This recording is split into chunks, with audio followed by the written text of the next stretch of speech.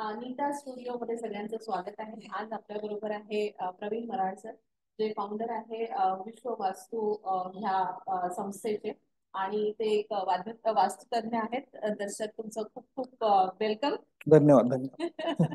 सुस्वागतम. थोडंसं इंग्लिश मराठी आपलं थोडं मिक्स चालणार आहे. होण्याचं येस चाललंय येस याच्यामध्ये, तर मला प्लीज त्याच्यासाठी हो एक्सक्यूज करा. येस.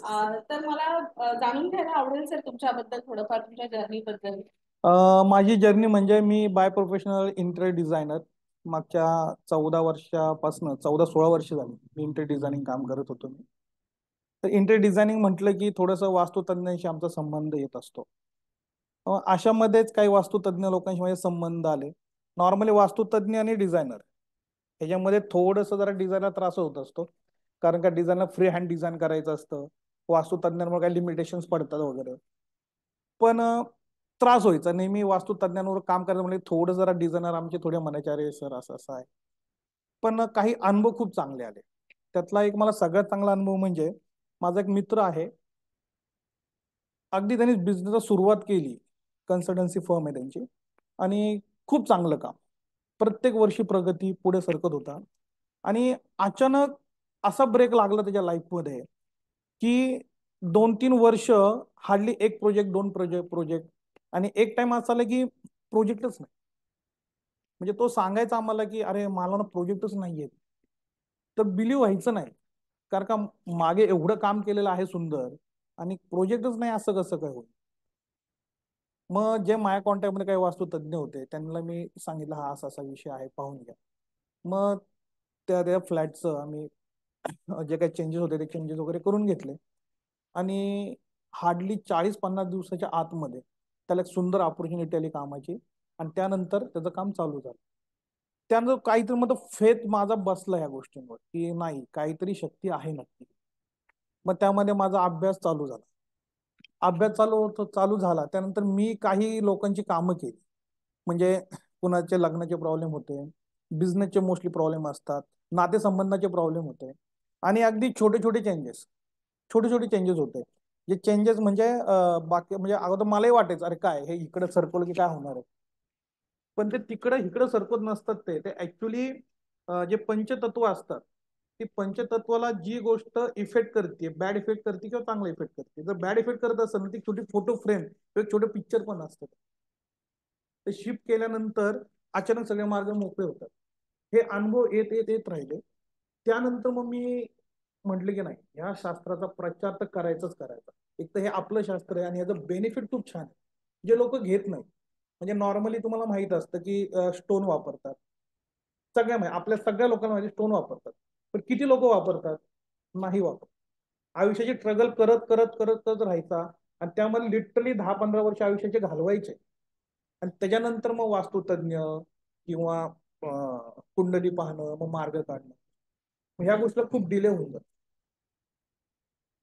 तर फार गरजेचं आहे. आपण एका सक्सेसच्या झोतामध्ये असतो. आपण एक सेल्फ कॉन्फिडन्स असतो. त्या कॉन्फिडन्स मध्ये जेव्हा बॅड पॅच चालू होतो ना, तरी आपल्याला वाटत असतं की आपण ह्याच्यावर मात करून पुढे जाऊ, चांगली गोष्ट आहे. पण तुम्हाला कुठेतरी लक, तुमचं दैव पण साथ देणं गरजेचं असतं. आणि जेव्हा पूर्ण वाटा बंद होतात त्या टायमाला मग आपण थोडस ह्या मार्गाकडे लागतो. तोपर्यंत बराचसा काळ गेलेला असतो, पण ठीक आहे, देर आहे दुरुस्त आहे म्हणून पुढचा मार्ग परत चालतो. तुम्ही तुमच्या मित्राबद्दल एक सांगितलं, तर अगोदर ते त्याच फ्लॅट मध्ये राहत होते का जेव्हा त्यांना बिझनेस मिळायचा? नाही, त्यांनी फ्लॅट शिफ्ट केला. अच्छा. फ्लॅट शिफ्ट केला, त्या फ्लॅटमध्ये 3 वर्ष राहिल्यानंतर तो इफेक्ट झाला. तो इफेक्ट जाणवला. तर त्याचा मेन विषय असा होता की ईशान्य कोपरामध्ये टॉयलेट ब्लॉक आला होता. ईशान्य कोपरा जो आहे तो, तिथं जर डिस्टर्बन्स असेल, जर बाथरूम किंवा तुमचं डस्टबिन आलं किंवा अँटी कलर आला, तर तुम्ही डिसिजन जे घेता ते चुकीचे डिसिजन. तो व्यक्ती तिथं आल्यानंतर त्यांनी 6 महिन्यामध्ये काही चुकीचे डिसिजन घेतले. त्यामुळं थोडंसं नाव मार्केटमध्ये खराब होणं, नको त्या ठिकाणी पैसे लावणं, आणि त्यामध्ये फटका त्याला बसला. ह्या सगळ्या गोष्टी झाल्या. आणि नेहमीचं जे प्लॅनिंग, जे प्रॉपर प्लॅनिंग जे सुरुवातीचे आम्ही पाहत होतो, त्यापेक्षा तो थोडंसं वेगळं करायचं पाहत होतो, कारण 4 पैसे जवळ आले होते.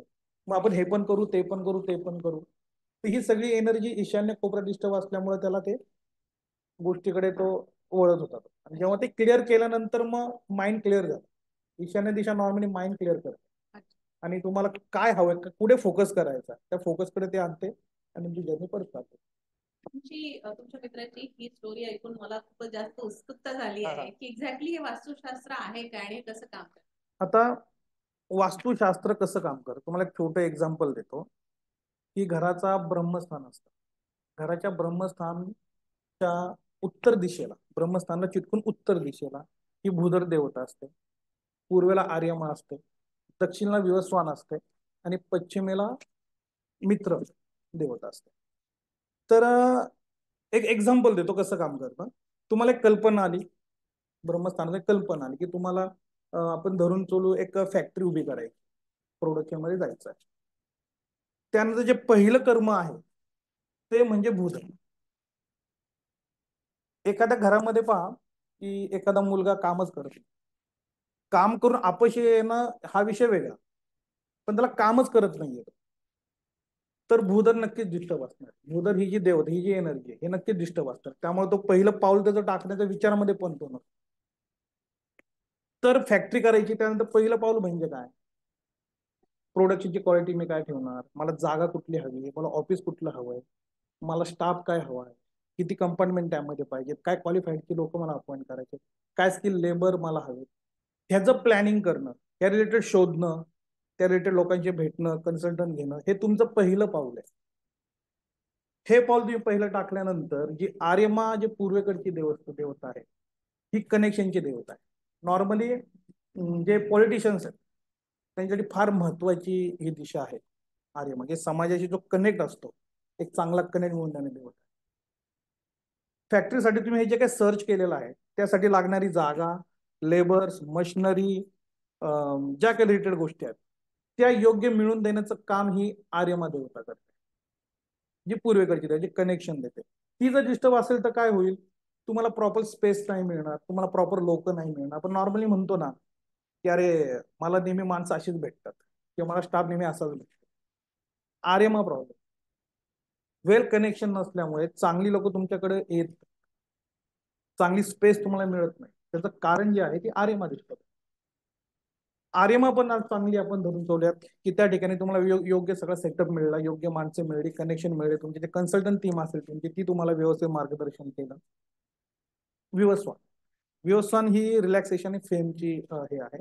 नॉर्मली कलाकार लोक किंवा आर्टिस्ट लोक याच्यासाठी फार महत्वाची विषय आहे की तिथं तुम्हाला तो कॉन्फिडन्स असतो की नाही मी कल्पना केली, मी माइंड क्लिअर आहे माझं की मला फॅक्टरी उभी करायची, त्या रिलेटेड मी सगळ्या गोष्टीचं नियोजन केलं आणि त्या गोष्टी मला मिळल्या पण. जो किंतु परंतु मनामध्ये राहतो तो राहत नाही. विवस्वान सगळ्या गोष्टी क्लिअर करून टाकतो जेणेकरून तुम्ही रिलॅक्स राहता की नाही ठीक आहे माझा सेटअप आता व्यवस्थित झालेला आहे, आता मला पुढे सरता. त्यानंतर मित्र येतात पश्चिम दिशा. नॉर्मली आपण महत्व देतो उत्तर आणि पूर्व दिशेला, पण पश्चिम दिशा जी आहे, पश्चिम दिशा हिला मित्र नाव का दिलेलं आहे. फॉर एक्झाम्पल आपण एखाद्या मित्राला म्हणतो माझ्या आपल्या की चल आपण चहा प्यायला जाऊयात किंवा आपण ह्या मूवीला जाऊयात, तर प्रत्येक वेळेस तुमची इच्छा असेल असं काही नाही, पण मित्राची इच्छेसाठी आपण त्याबरोबर थोडंसं जातो येतो आपण. म्हणजे काय करतो आपण, मित्राची इच्छा पूर्ण करतो किंवा मित्र आपली इच्छा पूर्ण करतात, त्यामध्ये प्रश्न नसतो काय, बरं चल जाऊन या फिरून येत आपण. तर ती इच्छा पूर्ण करणारे देव मैत्र देव म्हणून त्याला मित्र नाव दिलंय. हे सगळं जे तुम्ही केलं, फॅक्टरी केली, सेटअप टाकला, कामाला लागला, ह्या सगळ्यांचा जो रिटर्न्स काय आहे की तुम्हाला इन्कम चांगलं झालं पाहिजे, तुमच्या प्रोडक्टचं नाव मार्केटमध्ये चांगलं झालं पाहिजे, हे सगळं मिळून देणे देवता म्हणजे मित्र देवता. राईट, ह्या देवता ह्या दिशा झाल्या. मग वास्तू कसं काम करतं, जर का तुम्हाला सांगितलं मित्र दिशेवर जर का पंचतत्वाप्रमाणे चुकीचं तत्व आलेलं आहे किंवा टॉयलेट बाथरूम आलेला आहे किंवा मोठा कट आलाय, ती जागा तुमच्या घरामध्ये बारीक आहे, हे त्या एनर्जीला डिस्टर्ब करतात. मग ती एनर्जी प्रॉपर ते रिटर्न तुम्हाला देत नाही. थोडक्यात वास्तू असं साधारण काम करतं.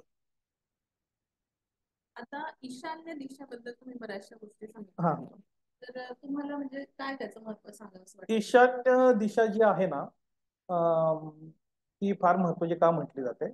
सगळ्यात महत्वाची गोष्ट की देवगर्भ आपण तिथं म्हणतो का केलं पाहिजे ते. तर ईशान्य दिशेला दिती आणि शिखा ही देवता असते. दिती देवता ही काय करते, तुमचं माइंड क्लिअर करते. दिती देवता माइंड क्लिअर करते की तुम्हाला नक्की करायचंय काय आहे. म्हणजे आपण जे भटकतो जे म्हणतो ना आपण, कारण का माइंडच क्लिअर नसतं. जे तुमच्या समोर येतं ते तुम्ही ऍक्सेप्ट करताल, आपण इकडे करू की त्यांनी ते केलं म्हणून आपण ते करू. माइंड क्लिअर नसतं. दिती देवता तुमचं माइंड क्लिअर करते. आणि एकदा का माइंड क्लिअर झालं तुमचं, की त्या रिलेटेड ज्या कल्पना आहेत, ज्या आयडियाज आहेत, जे प्लॅनिंग आहे, ते शिकी देवता देतात. म्हणून आपण ते म्हणतो देवघर. कमीत कमी तिथे दिवसातले काही काही वेळ तिथं थांबलं पाहिजे, की जेणेकरून दिती देवता आणि शिकी देवतेची एनर्जी तुमच्यामध्ये यावी. तुमचं माइंड क्लिअर हवं, तुम्हाला काय करायचंय, कसं पुढे सरकायचंय, याचं नियोजन तुमच्याकडे हवं. आता ईशान्य जो कोपरा आहे तिथं जर समजा आग्नी आहे, पाणी तत्व ते तिथं आग्नी आहे, तर मग काय होतं की त्या घरामध्ये तो माणूस चिडचिड करतात. तर ब्रेन मध्ये थोडं अग्नीचा प्रभाव जास्त होणार, चिडचिड करणार. तो अशी काय डिसिजन घेणार, म्हणजे आता जरी काही लोकांकडे असा अनुभव असेल की मी एक बिझनेस केला, मी लॉसला गेलो, मी काहीतरी मी डिसिजन घेतले, इन्व्हेस्ट कुठेतरी केले पैसे, मी लॉसला गेलो. ईशान्य चुकीचा डिसिजननी लॉस मध्ये जाणं हे द्वितीय आणि शिकीचं कारण आहे. आता शिकीचं महत्व तुम्हाला सांगतो. नॉर्मली हे ओला उबेर किती चांगल्या कल्पना आहेत. त्यांची स्वतःची गाडी नाहीये, स्वतःचे हॉटेल्स नाहीये, पण हा बिझनेस करताय. माइंड क्लिअर होतं आणि शिकी देवतेमुळे ही कल्पना तुमच्यामध्ये आली आणि तुम्ही ती ग्रॅब केली. बरं, अशा कल्पना बाकी लोकांना, तुम्हाला पण अनुभव असेल की मला ही कल्पना आली होती आणि मला काही दिवसांनी मला ती पुढे दिसते. ती कल्पना तुमच्यापर्यंत येते, पण शिकी देवता स्ट्रॉंग असणं नसणं त्यावर डिपेंड, तुम्ही ते किती ग्रॅब करता आणि त्याप्रमाणे तुम्ही चालता. त्यामुळे शिकी आणि दिती देवता ईशान्य कोपऱ्यामध्ये असल्यामुळे त्या देवतेला म्हणतो. त्या ठिकाणी टॉयलेट, बाथरूम किंवा अग्नी आला तर नॉर्मली बरे न होणारे आजार, कॅन्सर सारखे आजार तिथं होणं एक त्याचं कारण. आता तुमच्या प्रश्नामधून अजून मला एक प्रश्न उद्भवला आहे की जसं आता हे जे दिशा वगैरे सगळ्या गोष्टी आहे, आता आपलं रेसिडेन्शियलचं प्लेस एक असतं आणि एक आपलं बिझनेसचं. तर मग कसं दोन्हीचा इफेक्ट बरोबर असतो किंवा कसं, म्हणजे दोन्हीचा इफेक्ट असा बरोबर असतो. तुम्ही घरामध्ये जर तुमच्या जर बॅलन्सिंग नसेल तर तुमच्या तो कामावर इफेक्ट होणार आहे. आणि तुमच्यातनच तुम्ही तुमच्या ऑफिस किंवा बिझनेसचा स्टाफ किंवा ती जागा, ह्याच इफेक्ट अंडर तुम्ही ती जागा घेता. त्यामुळे तुमचं घर सुरुवातीला व्यवस्थित हवं, कारण का तो इफेक्ट घेऊनच तुम्ही ती जागा घेतल्यामुळे सेम इफेक्ट तिथं तुम्हाला तसं येऊ शकतो. हा, म्हणजे आम्ही म्हणतो की जर निवृत्त दिशा जर प्रॉब्लेमॅटिकल असेल, जिथं पितृदेवतेचं स्थान आहे, त्या घरामध्ये एखादा मुलीचा जन्म झाला तर त्याला पितृदोष येतोच. 99% त्याला पितृदोष हा येतोच. त्या पद्धतीने जर तुम्ही अशुद्ध घरामध्ये राहताय, तिथं झोपताय, ती एनर्जी तुमच्यावर इफेक्ट करत असते. मग त्या अनुषंगाने ज्या काय गोष्टी तुमच्याकडे अट्रॅक्ट होणार आहे, सिच्युएशन, परिस्थिती, प्रॉपर्टी, ते त्या रिलेटेड तुमच्याकडे आकर्षित. त्यामुळे तुमचं घर पहिली गोष्ट शुद्ध हवं, बॅलन्सिंग हवं, शुद्ध म्हणायचं बॅलन्सिंग हवं. आणि हे टोटली सायन्स आहे. जसं पंचतत्वांचा इफेक्ट आहे याच्यामध्ये. ह्या ज्या 45 देवी देवता आहेत, आपण 33 कोटीचे देवता म्हणतो ना, त्याचं मूळ आपल्या घरामध्येच आहे. त्या 33 ज्या देवता आहेत त्यांचंच पुढे 33 कोटी देव झाले. म्हणजे तुका दुधापासून ताक, तूप, दही कसं होतं, तसं ते पुढे देवता झाले. आपल्या घरातच त्या देवता आहेत. हा, पण त्या जर बॅलन्स असतील तर तुम्हाला आशीर्वाद देतात. आणि तुम्ही जर पाहिलं ना की निसर्गालाच प्रगती करत न्यायचं सगळ्यांना पुढे. पूर्वीचे घर पहा, आत्ताची घर पहा, पूर्वीच्या गाड्या पहा, आत्ताच्या. हे नियोजन आहे, हे निसर्गाचंच नियोजन आहे. ज्याची दिती शिकी देवता चांगली आहे, व्यवस्थित आहे, प्रगतीच्या कल्पना त्या माणसालाच तो ग्रॅब करू शकतो आणि स्वतःला आणि समाजाला पुढे नेऊ शकतो. पण मग आपण जर स्वतः पॉझिटिव्ह आहे तरी पण मग ह्या देवता आणि हे सगळं कशासाठी? वा वा, छान, सुंदर सुंदर प्रश्न. थोडक्यात कसं आहे माहिती का, आपल्यापासून आहे ना, आता हे थोडस तसं नाही म्हटलं पाहिजे, पण आहे ना, देवपूजा थोडी कमी केली तरी चालेल, पण थोडं मंत्र उच्चारण पाहिजे, व्हायब्रेशन पाहिजे बॉडी. मेडिटेशन ऍक्च्युली कंपल्सरी करून. मेडिटेशन करता म्हणजे तुम्ही काय करता, जे आपले जे 7 चक्र आहेत ते 7 चक्र तुम्ही ऍक्टिव्ह करता, तुमचा ओरा तुम्ही क्लिअर करता. तुमचे 7 चक्र ऍक्टिव्ह असतं, तुमचा ओरा क्लीन असतो. पूर्वी ऋषी मुनी तपश्चर्या करून इच्छा मरण मागायचे, ज्या कुंडलीमध्ये मरण लिहिलेलं आहे ते टाळायचे. कुंडली बदलण्याची ताकद सुद्धा मेडिटेशन. बरोबर. मग काय होतं की तुम्ही स्वतः इतके स्ट्रॉंग असतं, इतकी एनर्जी तुमची स्ट्रॉंग असते. मग असा माणूस जर एखादा अशुद्ध घरामध्ये राहिला, म्हणजे जिथं बॅलन्सिंग जास्त नाही अशा घरामध्ये राहिला, तर त्याचे इफेक्ट कमी होणार आहे. पण एखादा माणूस म्हणजे आपण ह्यामध्ये तुमचं एक्सरसाइज पण आहे, योग म्हणतो आपण त्याला. तुमचं इनपुट तुम्ही काय घेताय, इनटेक तुम्ही काय घेताय, त्याचा पण इफेक्ट असतो. मेडिटेशन पण इफेक्ट, त्याने तुमची बॉडी शुद्ध राहते, तुमचा आत्मा शुद्ध राहतो, तुमचा ओरा शुद्ध राहतो, 7 चक्र तुमची क्लिअर राहतात. मग जर का तुम्ही ह्या गोष्टी करत नाही, म्हणजे तुम्ही ऑलरेडी सगळे उठल्या स्वतः, अरे चला आज जायचं का कामाला, ती एनर्जीच नसते ना ती. मग आपलीच एनर्जी आपली डिस्टर्ब आहे आणि आपण अशा घरामध्ये जातो की जिथं बॅलन्सिंगचा प्रॉब्लेम आहे. इन शॉर्ट, सपोज मग तो इफेक्ट तुमच्यावर जास्त होतो. हा, एखाद्याची इम्युनिटी कमी आहे आणि जर संसर्ग झाला कुठल्या तो व्हायरसचा इमिजिएट तर होणार. बरोबर, इमिजिएट राईट त्यांची राईट तब्येत खराब होणार. Right right. आणि एखाद्याची इम्युनिटी चांगली असेल तर थोडेसे व्हायरस जरी आले, करोना जरी झाला तरी पण होत नाही. बऱ्याच लोकांना कोरोना सारखा आजार जो आहे ना, तो झाल्यामुळे होऊन गेला पण कळलं नाही. तर तसंच हा प्रकार असतो. बरोबर. हा, आणि अजून एक इन जनरल ऑब्झर्वेशन की एखादा व्यक्ती जो आहे खूप प्रयत्न करतो पण त्याला यश मिळत नाही, एखाद्या व्यक्तीला खूप कमी प्रयत्नांमध्ये पण खूप यश मिळतं, तर याच्याबद्दल तुम्ही वास्तुशास्त्रामध्ये काही बोलू शकाल? आता यामध्ये ना एक छोटस मी एक्झाम, त्यामध्ये खूप सारं बोलण्यासारखे. एक ना जया म्हणून देवता आहे. जया म्हणजे काय माहितीये का, इंद्राचं शस्त्र आहे जया, की ज्या शस्त्रावर त्याच्या त्या गुणकौशल्यावर त्यांनी संपूर्ण विजेते तेच आहेत. पूर्ण विश्व त्यांनी जिंकलं, तिन्ही लोकांवर त्यांनी राज्य केलं. तर ही ज्या देवाचं स्थान सुद्धा आहे आपल्या घरामध्ये. तर ही ज्या देवता काय करते माहितीये का, योग्य वेळी योग्य टॅलेंट जे तुमचं आहे ना, तुमची प्रतिभा योग्य वेळी आउटपुट देणं. म्हणजे एक्झाम्पल आपण क्रिकेटचं घेऊया. क्रिकेट खूप मुलं खेळतात, नेट प्रॅक्टिस छान करतील, चांगले खेळतील. जेव्हा सिलेक्शन येईल ना तेव्हा त्यांना तो परफॉर्मन्स देणं त्यांना अवघड जातं. किंवा एक्झामला तुम्ही खूप स्टडी वगैरे केलाय आणि परीक्षेत देताना तुम्हाला माहित होतं, पण तुम्हाला तिथं उत्तर लिहिता नाही येईल. म्हणजे योग्य वेळी योग्य तुमची प्रतिभा बाहेर येणं हे काम करते ही जया देवता. आता आम्ही बिझनेसमध्ये असं धरतो की एखादा डिलिव्हरी एखाद्या प्रोडक्टची द्यायची तुम्हाला आणि तुमच्या मशिनरी खराब होत, डिलिव्हरी द्यायची मशिनरी ऐन टायमाला खराब होत, म्हणजे जया देवता दिसतं. तुमचं ते हत्यार आहे, ते मशिनरी तुमचं हत्यार आहे, त्याच्यावर तुम्हाला ते जिंकायचं आहे. पण ज्या देवता डिस्टर्ब असेल तर तो प्रॉब्लेम देणार. जर ज्या देवता स्ट्रॉंग असेल, म्हणजे फॅक्टरीमध्ये पहिले इतर देवता ज्या देवता होता, की ज्या देवता सपोर्ट आहे का पहिली गोष्ट फॅक्टरीसाठी किंवा त्या ऑफिससाठी, तर ती देवता फार महत्वाची आहे. की तुमचे योग्य वेळी, म्हणजे जसं बिरबल असतो ना आपला, तर पटकन उत्तर असतं त्याकडे, त्या पद्धतीने ज्या देवता तुम्हाला दाखवतो. थोडस देवतांबद्दलच माहिती सांगा, कारण तुम्ही एक एक सांगत आहे तर त्याच्यामुळे अजून माझी उत्सुकता वाढत आहे की एक्झॅक्टली, म्हणजे सक्सेस पाहिजे आहे आपल्याला, सगळ्यांनाच पाहिजे आहे. सक्सेस पाहिजे आहे, पैसा पाहिजे आहे, शांती पाहिजे, सुख पाहिजे, समाधान पाहिजे, हे कोणाला नाही, म्हणजे सगळ्यांनाच हवं आहे त्या सगळ्या गोष्टी. मग ह्या सगळ्यांसाठी कुठले देवता आहे किंवा काय त्याची माहिती? ह्यासाठी सगळ्याच देवता असतात या, पण प्रामुख्याने आम्ही असं गाईड करतो की तुम्हाला सध्या जो प्रॉब्लेम आहे, त्या प्रॉब्लेम फोकस करूयात आपण, तीच देवता आपण ऍक्टिव्ह करूयात, तीच दिशा आपण बॅलन्स करू. नॉर्मली सगळ्याच देवता जागा नसतात खरं, कारण काय इनबिल्ट तुमच्यामध्ये पण शक्ती असते. पण जिथं तुम्ही वीक पडत असतात त्याचा इफेक्ट तुमच्या आयुष्यावर येत असतो, तर त्या देवता रिलेटेड फक्त काम केलं जातं. त्यामुळं ह्या 45 देवी देवता आहेत.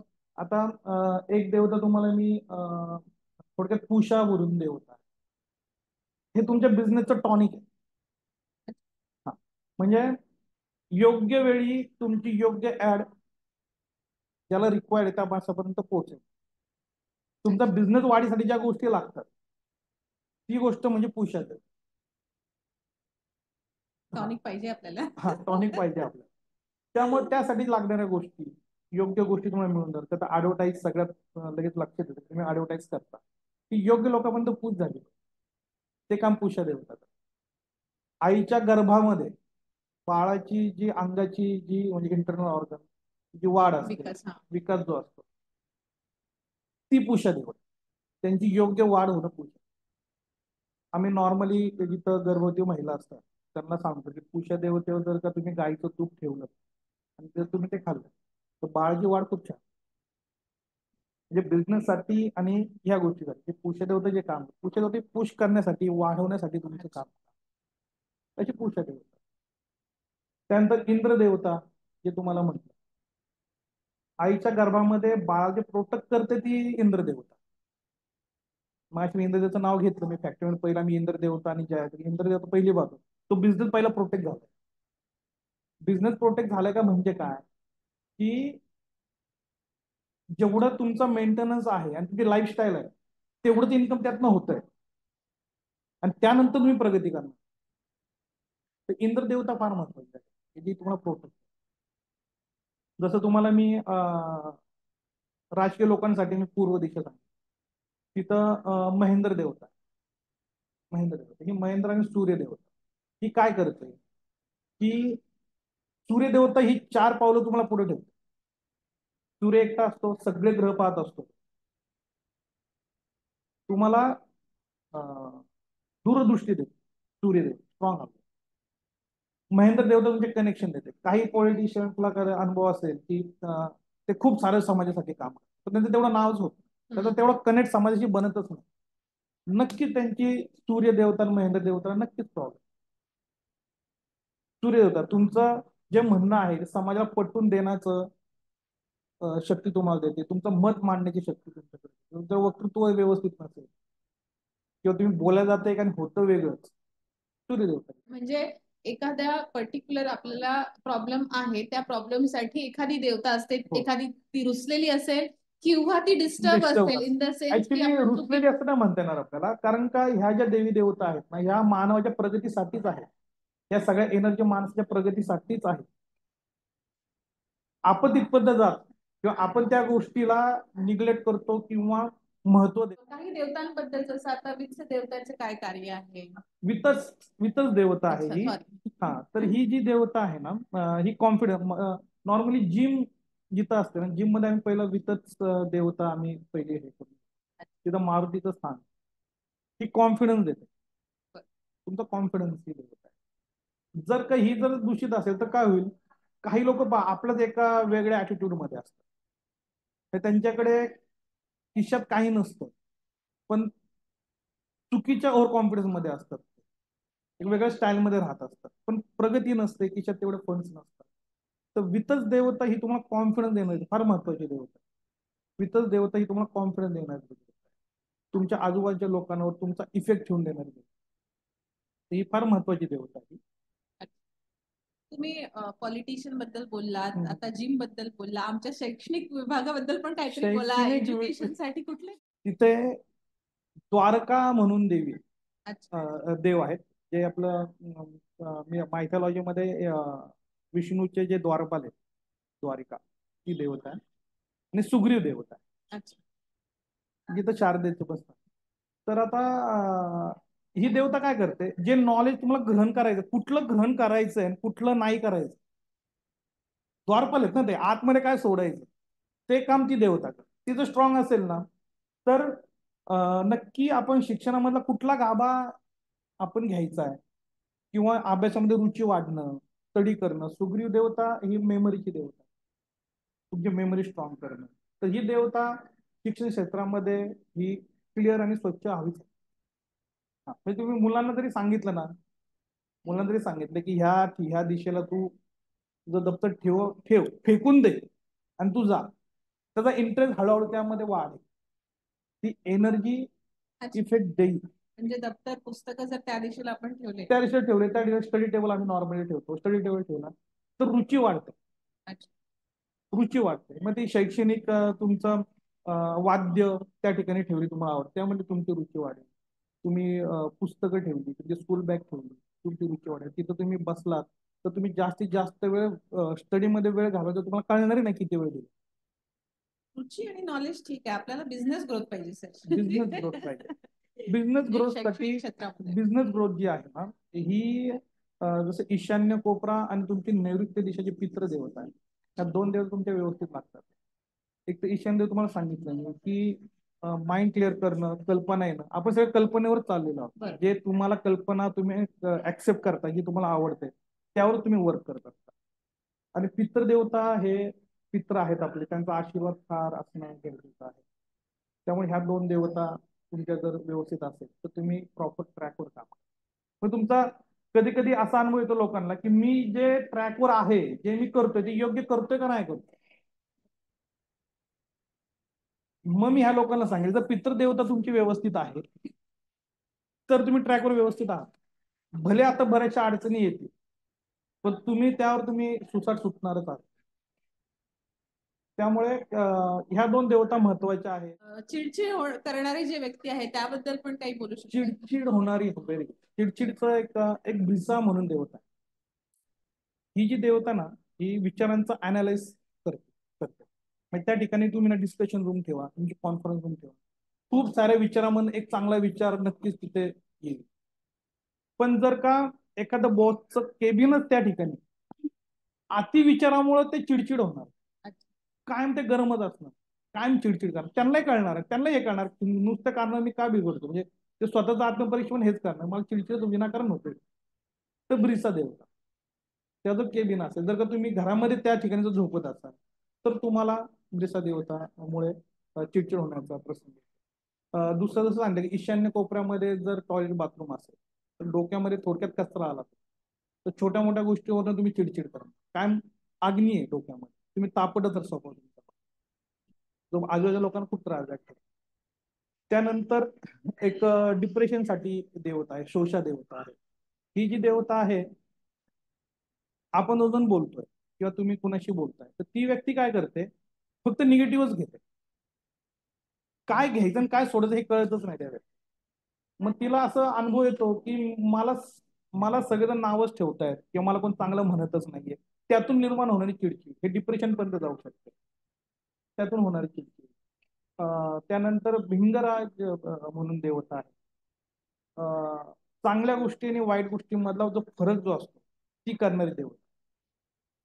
जर का तुम्हाला तो फरकच जाणवत नाही आणि तुम्ही जास्तीत जास्त निर्णयामध्ये, डिसिजन मध्ये किंवा तुमच्या आजूबाजूची लोक तुम्ही अशी निवडता की तुम्हाला त्रास देणारीच आहे, तुम्हाला कळतच नाही, ही देवता शोरूम मध्ये खूप छान. शोरूम साठी तुमच्या शोरूम मध्ये कुठले आयटम ठेवायचे आणि कुठले नाही ठेवायचे हे सांगणारी देवता ती भिंगराज देवता. मग तुम्ही चुकीच्या वातावरणामध्ये थांबायचं का चांगल्या वातावरणामध्ये थांबायचं, हा सुद्धा भिंगराच्या इफेक्टमुळे तुमचा स्वभाव चिडचिड होऊ शकतो. तर ह्या मेजर 3-4 दिशा आहेत की ज्या चिडचिडसाठी आणि तुमचा मेन कामाचा फोकस कुठेतरी डायव्हर्ट करण्यास कारणीभूत ठरतात. काही कुणाला नशा वगैरे अशा प्रकारचे जर प्रॉब्लेम असतील तर बरोबर बरोबर, तो म्हणजे भिंगरा जे तुम्हाला म्हंटल मी की काय धरायचं आणि काय सोडायचं. म्हणजे मला दारू नशा सोडायची का मला फॅमिली सोडायची, ह्यातला तो माणूस फरक करू शकत नाही. जर का तो भिंगराज देवतेवर जर तो जर इफेक्ट आहे की काय धरायचं आणि काय सोडायचं त्यातला फरक नाही करू शकत. मग अशा लोकांना भिंगराज देवता व्यवस्थित पाहिजे. जे दारू पितायत किंवा नशेच्या आहारी गेलेत, आम्ही त्यांना तिथं 6 महिने झोपायला सांगतो. ज्या एनर्जीमुळे तुम्हाला हे जाणवेल की नक्की आयुष्यामध्ये तुम्हाला काय पकडायचं आणि काय सोडायचं, फॅमिलीकडे लक्ष द्यायचं का नशेकडे लक्ष.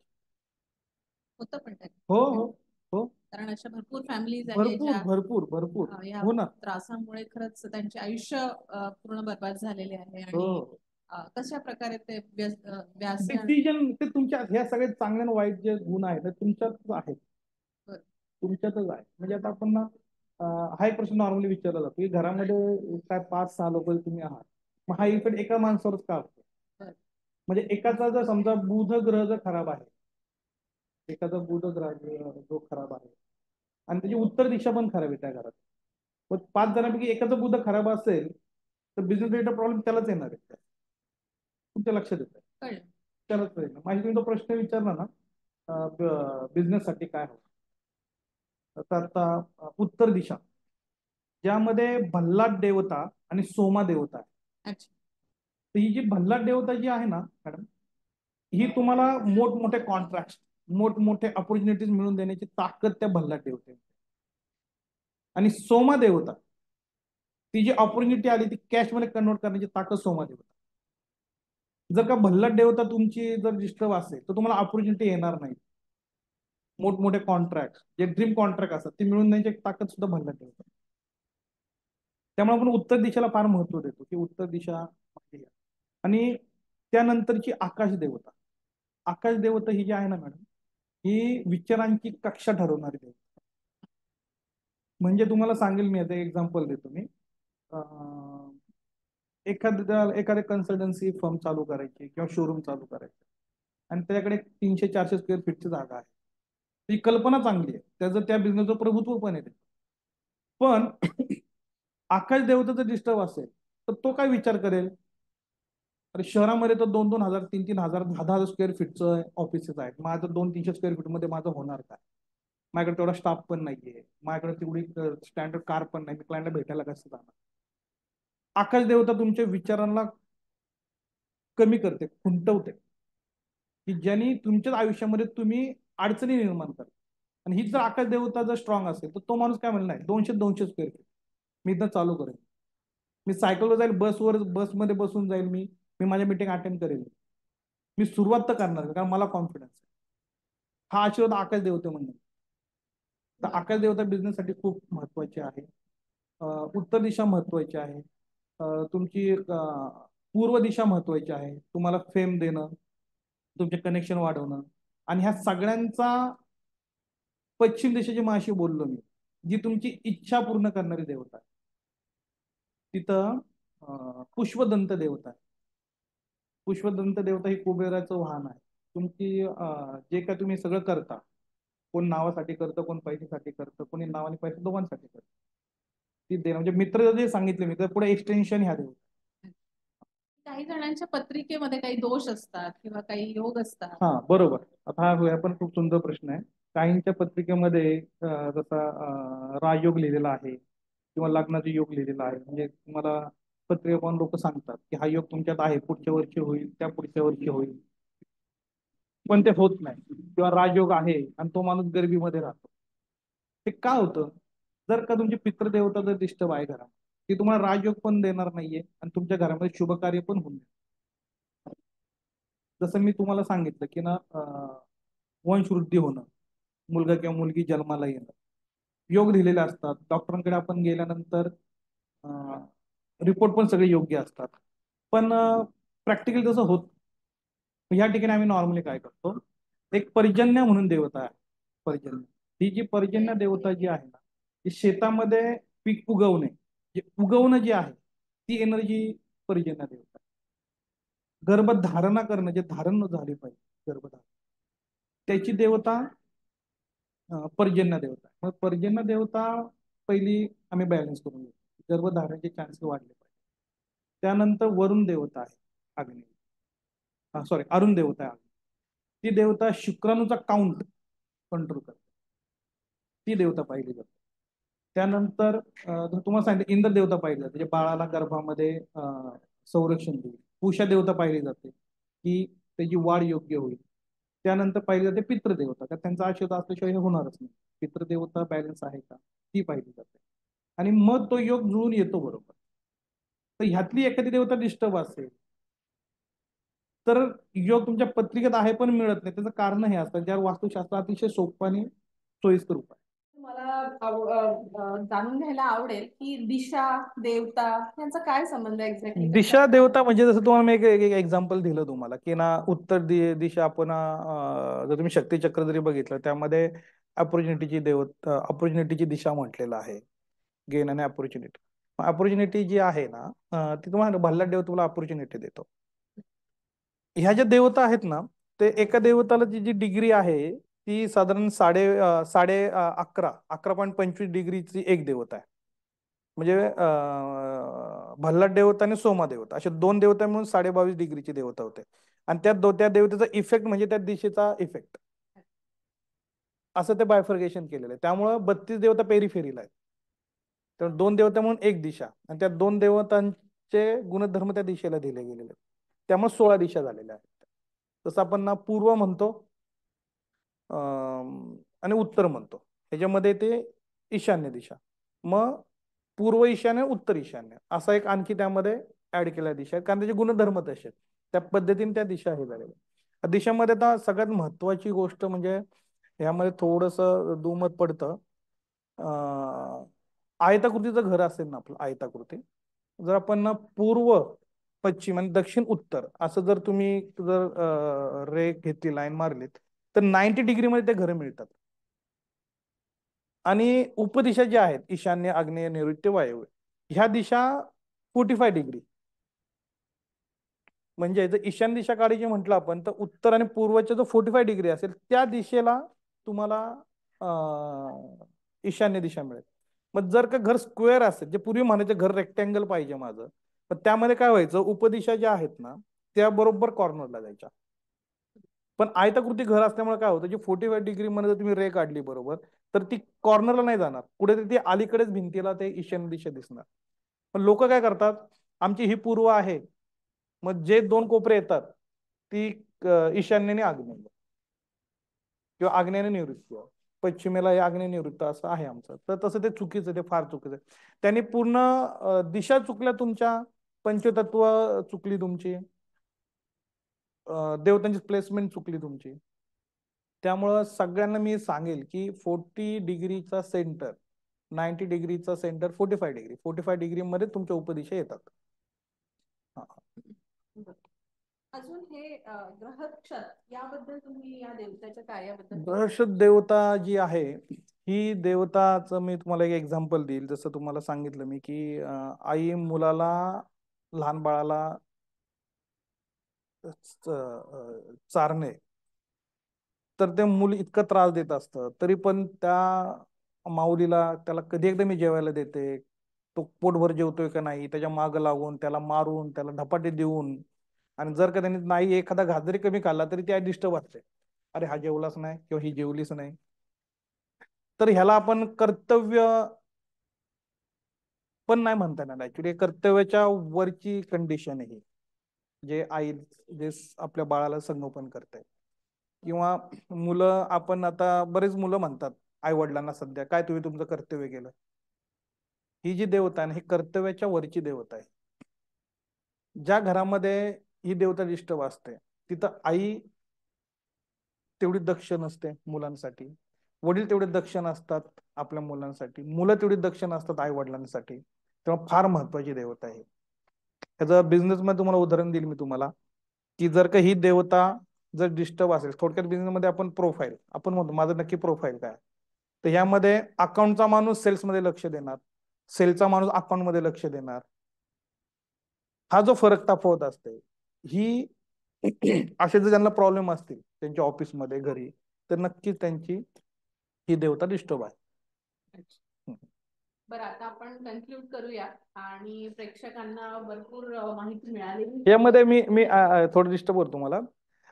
तर ह्या ज्या देवता आहेत ना सगळ्या, म्हणजे एक देवता प्लॅनिंगची आहे, डिस्ट्रीब्युशन, की एखाद्या कंपनीमध्ये किती कंपार्टमेंट पाहिजे, कुठल्या कंपार्टमेंटला काय क्वालिफाईड लोक हवी आहेत, इथपासून तुम्हाला रिटर्न मिळत तोपर्यंत प्रॉपर मॅनेजमेंटसाठी देवता आहे.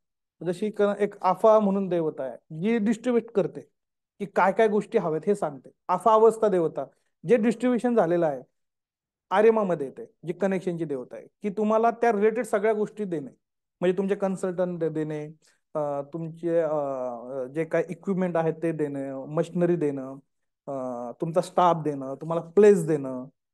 आफा अवस्थाप्रमाणे, आफा देवतेप्रमाणे जे काय बायफर्शन गेले त्या पद्धतीने आफा अवस्था तुम्हाला त्या गोष्टी देते. सविता म्हणून देवी आहे, ती तुमच्यात तो स्पार्क जिवंत ठेवते. जे तुम्ही करणार आहात, आपण एका स्टेजला जाऊन असं डल होतो की अरे करू का नको करू, किंवा स्लो होतो, तो स्पार्क जिवंत ठेवणारी देवता आहे. सवित्र देवता पुढे आहे, त्या बिझनेस साठी तुम्हाला फंडिंग देणारी सवित्र देवता आहे, ज्यामध्ये आपण गायत्री मंत्राची उत्पत्ती झाली, ती देवता आहे, की जे तुम्हाला फंडिंगचं नियोजन करते. पण ही देवता फक्त फंडिंग सुरुवातीला करते, बिझनेस चालू करण्यासाठी, वाढवण्यासाठी वेगळा विषय. म्हणजे इतकं ते नियोजन. जसं थोडं पुढे मग इंद्र देवता त्या बिझनेसला प्रोटेक्शन देते. जय देवता, जे ज्या कामासाठी ज्या ज्या कौशल्याची लोक तुम्ही तिथे ठेवले त्यांचं योग्य आउटपुट मिळणं, ही देवता जय देवता. पुढे रुद्र देवता, की तुमचा रिलेशन म्हणजे ओनरचा, मालक लोकांचा स्टाफशी असलेला सपोर्ट दर्शवते. असं प्रत्येक गोष्टीचं इतकं सुंदर, म्हणजे 45 देवता प्रॅक्टिकल जर तुम्ही विचार केला एका देवतेचं एक एक महत्व तुम्ही पाहिलं ना, खूप सुंदर नियोजन आहे. तुमच्या घरापासून तुमच्या ऑफिस पर्यंत, तुमच्या फॅक्टरी पर्यंत. मला म्हणजे खूप जास्त नॉलेज नाही आहे आणि मी बघत पण नाही या सगळ्या गोष्टी, पण जेव्हा वास्तूशी रिलेटेड काही लोक येतात तेव्हा कोणी पिरामिड बद्दल बोलतं, कोणी मिरर बद्दल बोलतं, कोणी काहीतरी वेगळ्या रेमेडीज बद्दल बोलतं. हे काय डिफरन्सिएशन? हे ऍक्च्युली काय माहितीये का, मिरर म्हणजे पाणी तत्व, आपण जे पंचतत्व आहे त्यातलं पाणी तत्व आहे ही. आणि मिरर तुमची ना एखादी दिशा जेव्हा छोटी असते ती वाढवण्याचं काम करते. हे जर तुम्ही मिरर लावलात तर आपल्या डीप पर्यंत ती दिशा वाढलेली दिसते. तर त्यासाठी ती रेमेडी आहे ती. पण जेव्हा दोन मिरर समोर समोर येतात तेव्हा ती एक दिशा वाढवत नाही, तर दोन्ही दिशा बॅलन्स करते. जसं आपण सलून मध्ये पाहायला की ते इफेक्ट नाही देत, समोर समोर असतात ते इफेक्ट देत नाहीत. बाकी ज्या रेमेडीज आहेत, ह्या रेमेडीज सगळ्या ज्या आहेत ना, हे पंचतत्व बॅलन्स करण्यासाठी आहेत. एकदा पंचतत्व तुमचे बॅलन्स असतील, तुमची टॉयलेटची जागा योग्य ठिकाणी असेल, तुमची किचनची जागा, किचन आपण का बोललो जातं, किचन मध्ये अग्नी असतो, अग्नी हे एक तत्व आहे. मग अग्नि तत्व जर उत्तरेला गेलं तर ते पाण्याची एनर्जी डिस्टर्ब करणार. मग तिथली जी देवता आहे, जसं आपण एक्झाम्पल घेऊयात, भल्लाट आणि सोमा देवता आहे, ते त्यांचे रिझल्ट देणारच नाहीत. मग एखाद्या घरामध्ये जर किचन उत्तरेला असेल तर आम्ही त्याला उपाय लगेच देणं गरजेचं असतं त्याला, नाही त्याचा बिझनेस वाढणार नाही. तो माणूस विचार करत बसणार, सगळं करतो मी, सगळी टीम आहे, टीम काम करते, खर्च करतो एवढा, मी मला बिझनेसच येत नाहीये. कारण तू किचन घेऊन बसलाय, अग्नीच्या ठिकाणी, सॉरी, पाण्याच्या ठिकाणी तू अग्नी घेऊन बसलेला आहेस. पंचतत्व हे जे सुरुवातीचं जे शास्त्र आहे ना, त्यामध्ये तुम्ही पंचतत्व बॅलन्स केल्यानंतर मग त्या एनर्जी तुम्हाला ऍक्टिव्ह होतं. बरं, ह्या एनर्जी म्हणजे काय, आपण देवी देवता देवी देवता देवी देवता चाललेलं आहे. मॅग्नेटिक फील्ड माहिती आहे तुम्हाला, जमिनीमधनं वर येतं. त्याच देवता तुमच्या घरामध्ये ज्या त्या दिशेला त्या त्या देवता मॅग्नेटिक फील्डला नाव दिलेलं आहे. आपण देवता म्हणतो, एनर्जी म्हणतो. सायंटिफिकली त्या तुमच्या घरामध्ये ज्या त्या मॅग्नेटिक फील्ड इन्सर्ट होतात आतमध्ये, त्या किती किती येतात, त्यांचं प्रमाण योग्य आहे की नाही हे चेक केलं जातं. कधी कधी आपल्याला दिशा स्वच्छ दिसते, पंचतत्व पण बॅलन्स आहे, तरी पण रिझल्ट येत नाहीत. ते काय येत नाहीत, तर तुमच्या मॅग्नेटिक फील्डची एनर्जीच तिथे व्हायब्रेशनच कमी आहेत. ते व्हायब्रेशन वाढवण्यासाठी मग परत त्यावर उपाय असतात. ऍल्युमिनियम, प्रत्येक तत्वाचे मेटल्स पण आहेत वेगवेगळे, मग ते मेटल्स टाकून ते कुठले मंत्र तंत्र तसलं काही नाही. तुम्ही त्या मेटल स्ट्रीप तुम्ही हे करता, जमिनीमध्ये फ्लोर मध्ये देता आणि त्यातून तुम्ही ऍक्टिव्ह करता.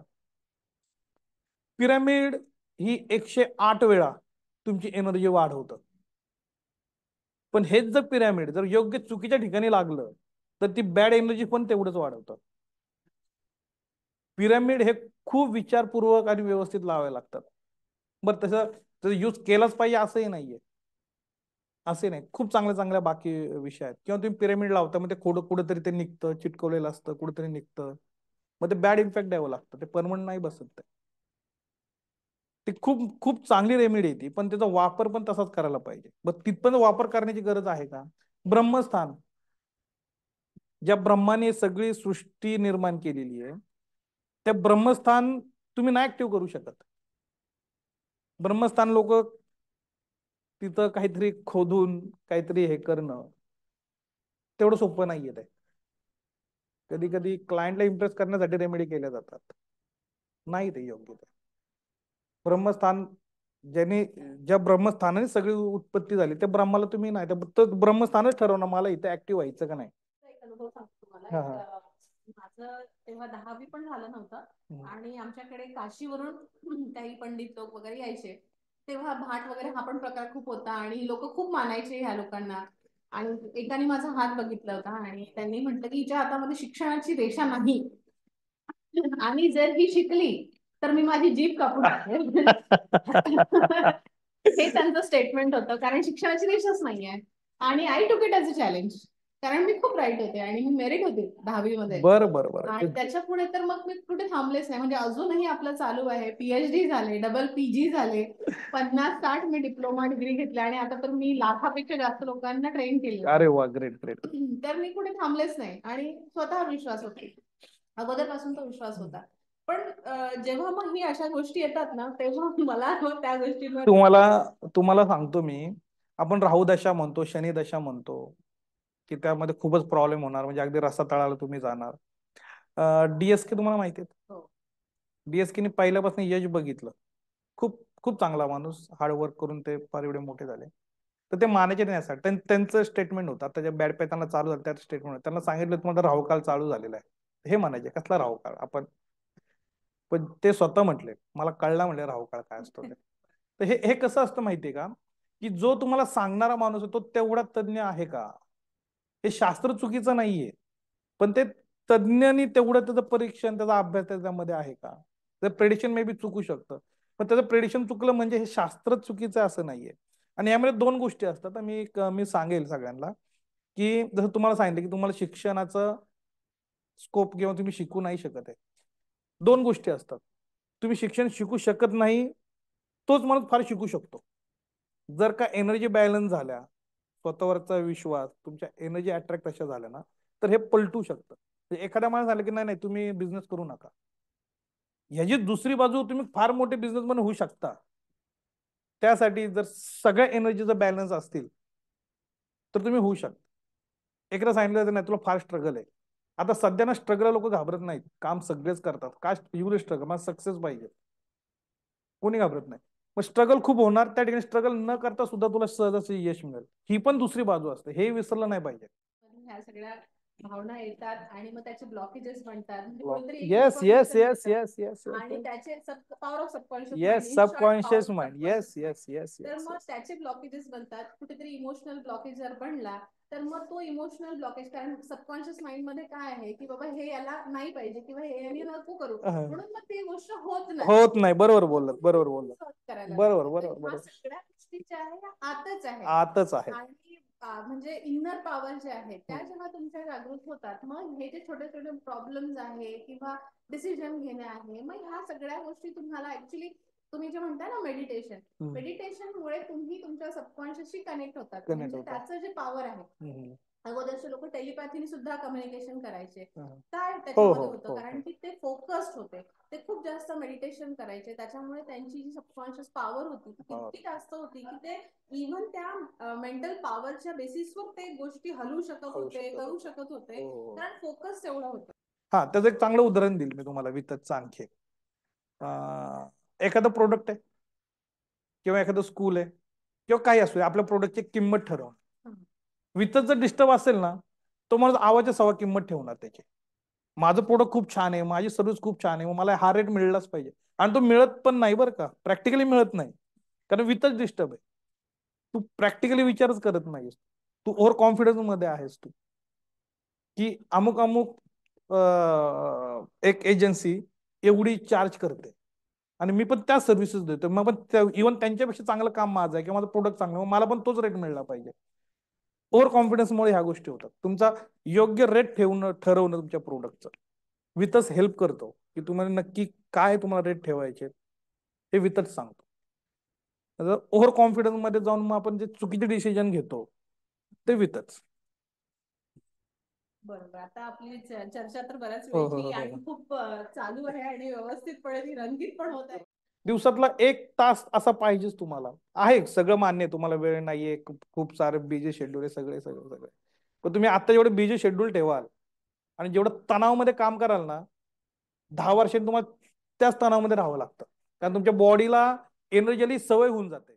पण जो आनंद असतो, जो हॅपीनेस असतो, हा फार गरजेचा असतो. तो जर तुम्हाला नाही ना मिळला तर तुमच्या बॉडीला मशीनगत राहण्याची सवय होते. मग नेचरमध्ये तुम्हाला मशीनच बनवून टाकतो. काही लोक म्हणतात की मी फक्त मशीन सारखं काम करते, कारण का तू तुझा आनंद शोधत नाहीये तू. तर ही सुद्धा दिशा फार गरजेची असते. शाळा सुटण्याची वेळ झालेली आहे, त्याच्यामुळे येस येस, चालेल चालेल चालेल आपण चालेल कन्क्लूड करूया. चालेल. आपलं हे जो आजचा खूप छान वाटलं, येस तुम्ही येस येस, स्टुडिओ मध्ये आलात. थँक्यू. तुम्ही बोलवलं त्याबद्दल फार धन्यवाद.